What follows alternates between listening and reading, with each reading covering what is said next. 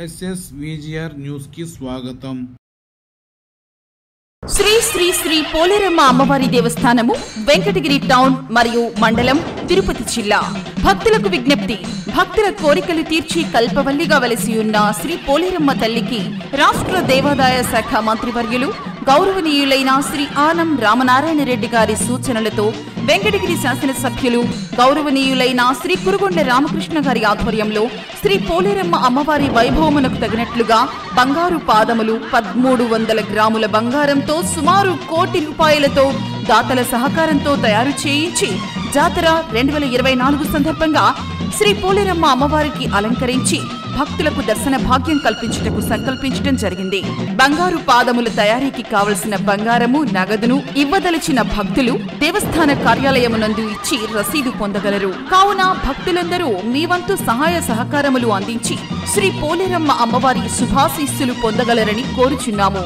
ఇట్లు అర్వభూమి వెంకట శ్రీనివాసులు రెడ్డి కార్యనిర్వహణాధికారి మరియు వెంకటగిరి పుర ప్రజలు.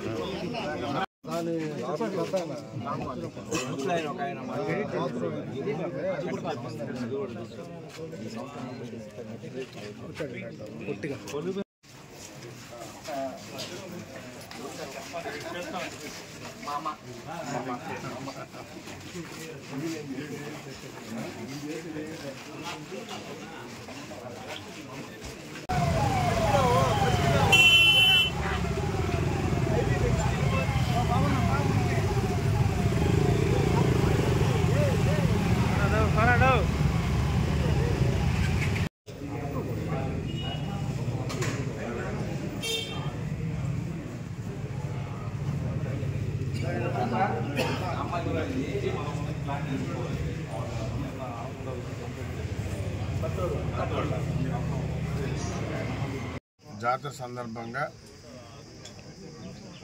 ఎక్కడి నుంచి అమ్మవారు బయలుదేరుతారో, ఎక్కడ నిమజ్జనం అనే దానికోసం మొత్తం పరీక్షించి ఎక్కడైతే ఏ అవసరాలు ఉన్నాయో కాలాల మీద రాళ్ళు కానీ ఎలక్ట్రికల్స్ కానీ ఎక్కడైతే ఇబ్బందికరంగా రీకులు అయిపోయినా ఇవన్నీ కూడా క్లీన్ చేసి ఇవన్నీ కూడా ఈ 4-5 రోజుల్లో ఎలక్ట్రికల్ కానీ దారి అంతా కూడా రోడ్డు కొంత రిపేర్లు కూడా ఉన్నాయి. అవన్నీ చేసేదానికోసం ఈరోజు చూసి ఇన్స్ట్రక్షన్స్ ఇస్తున్నాం.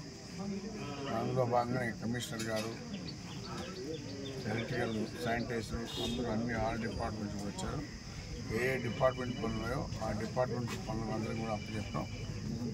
ఎలాంటి ఇబ్బందులు లేకుండా అమ్మవారి జాతర టయానికి అన్నీ కూడా క్లీన్గా పనులు చేసి అమ్మవారు ఎక్కడైతే కుమ్మరింట్లో తయారయ్యి మరి జీనిలో వీధికి వెళ్ళి అక్కడ బొట్టు పెట్టడం, అక్కడి నుంచి డిస్ట్రిక్ట్ వెళ్ళడం, అక్కడి నుంచి నేరుగా వచ్చి